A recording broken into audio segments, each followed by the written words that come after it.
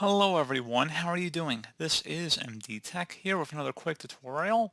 In today's tutorial, I'm going to show you guys how to resolve if your function keys are not working properly. So if your function keys like F1, F2, F3, etc. are not working on your keyboard, I'm going to show you guys a quick and easy solution here that should resolve the problem for you guys. So I'm going to have an image on the screen of a keyboard.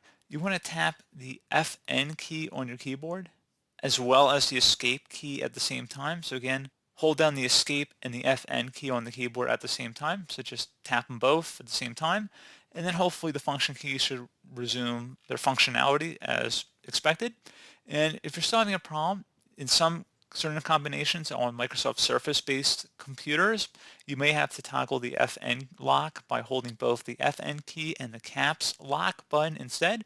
So I'll have an image of that too. So Fn and then the caps lock.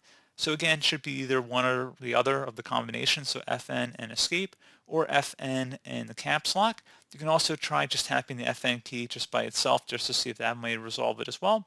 But pretty straightforward process on that, guys. Do hope I was able to help you out, and I do look forward to catching you all in the next tutorial. Goodbye.